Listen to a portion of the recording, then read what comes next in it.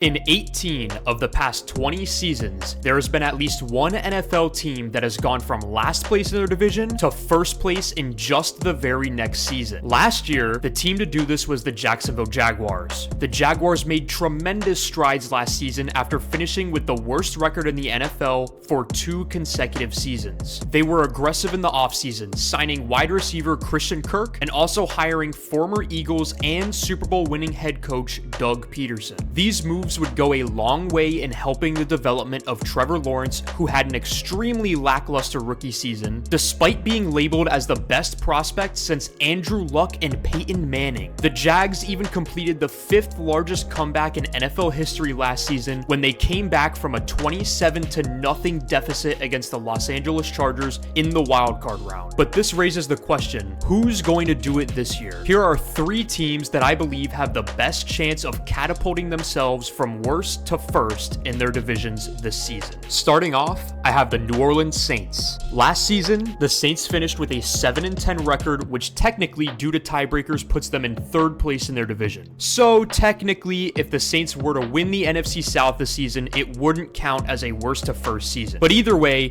the point is the Saints were not a very good football team last year. The Jameis Winston experiment didn't work out, and he would be replaced by Andy Dalton in week 4 due to injury, which would ultimately mean that another season would go by without them having a long-term replacement for the legendary Drew Brees. Also, wide receiver Michael Thomas was injured for basically the entire season yet again. The Saints simply just could not put points on the board. Last year, the Saints averaged 19.4 points per game, which ranked just 22nd in the entire NFL. Despite a lackluster season, there were a few bright spots on their team. The defense was actually pretty good, giving up the 9th fewest points in the league. They were also great at defending the pass, holding opposing quarterbacks to just 184.4 yards per game, which was the 2nd fewest in the entire NFL. On the offensive side of the ball, their first-round wide receiver Chris Olave was the only bright spot as he caught for over 1,000 yards and 4 touchdowns in his rookie season. So the Saints have a little bit to build on going into the season. The only question was, who is going to be their quarterback?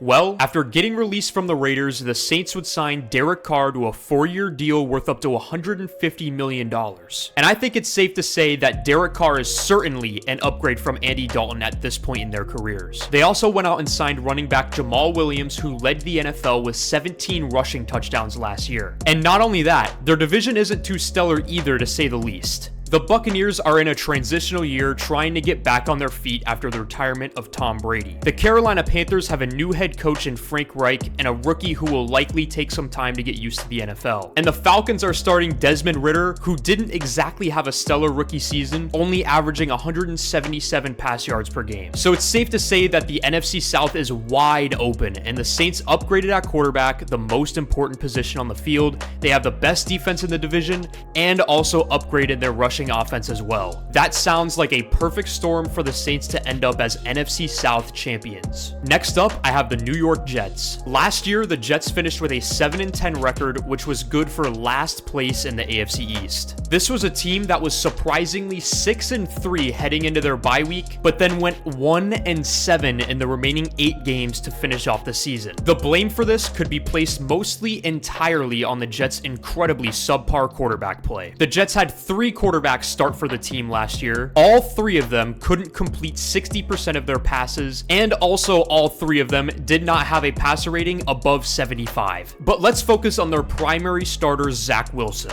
Last year, Zach Wilson ranked dead last in completion percentage and dead last in passer rating. He also led the league in bad throw percentage, as over 25% of his passes were off target. Despite this, he somehow had a winning record of 5-4 in the 9 games he started last year. The reason for that is because the Jets' defense was stellar last season. The Jets were one of only 4 teams that allowed fewer than 20 points per game to opposing offenses. The Jets also held opposing quarterbacks to only 189 yards per game and an average passer rating of 80.5, which ranked 2nd fewest in the NFL. The Jets were also the 3rd team in NFL history that produced both the Offensive Rookie of the Year and the Defensive Rookie of the Year in the same season, as Garrett Wilson and Sauce Gardner both received Rookie of the Year honors on their respective sides of the football. Breece Hall, their rookie running back, was also averaging 5.8 yards per carry before he tore his ACL last season. So going into the offseason, it was clear that the Jets had one extreme weakness at the most important position in the league. They had to make an upgrade at quarterback. Well, I'd say bringing in a 4-time MVP, Super Bowl champion, and future Hall of Fame quarterback might be a little bit of an upgrade. The Jets rolled the dice and traded for Aaron Rodgers. I feel like just that one move makes them instantly one of the NFL's most improved teams. If Zach Wilson could have a winning record with this team despite being arguably the worst quarterback in the entire NFL, just imagine what Aaron Rodgers could do with this same team. And if Garrett Wilson managed to put up over 1,100 yards with Zach Wilson at quarterback, just imagine what he could do with Aaron Rodgers. The Jets have a championship-level defense, and now they have potentially one of the scariest new wide receiver and quarterback duos in the entire league, with Aaron Rodgers and Garrett Wilson. Not only do they have a chance to go from worst to first in the AFC East, they have a chance to compete for a Super Bowl this season. To finish off the list, I have the Cleveland Browns. The Browns had yet another wildly disappointing season last year as they finished with a 7-10 record and found themselves in last place in the AFC North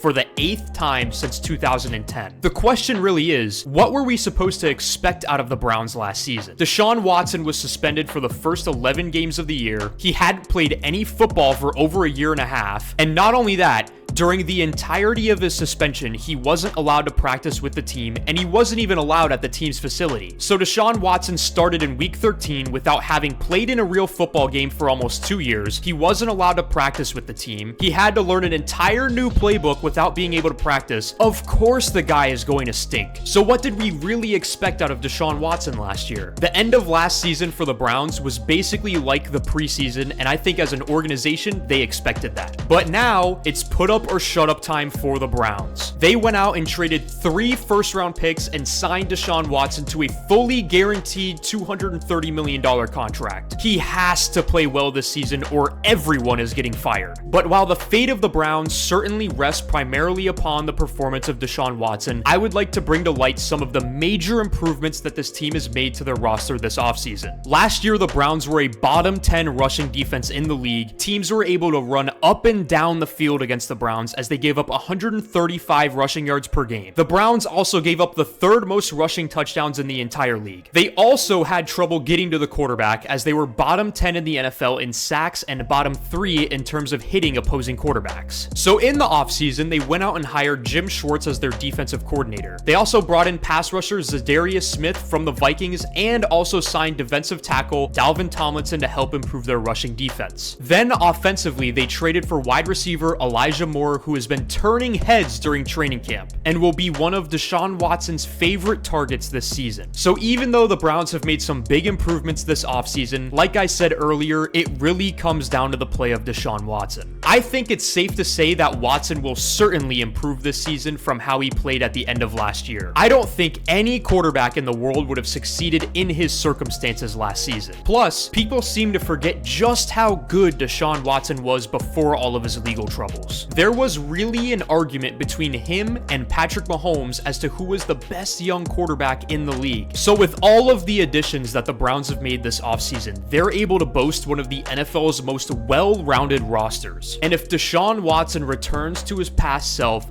the Browns will be one of the NFL's most dangerous teams. Hey everyone, thank you all so much for watching. If you enjoyed this video, please make sure to hit the like button and subscribe, as it will go a long way in helping me grow this channel for you. And let me know in the comments of any teams that you think could go from worst to first this season. Also in the comments, let me know any videos that you want to see on this channel, because I want to make sure I'm making content for you. And once again, thank you all so much for watching, and I'll see you next time.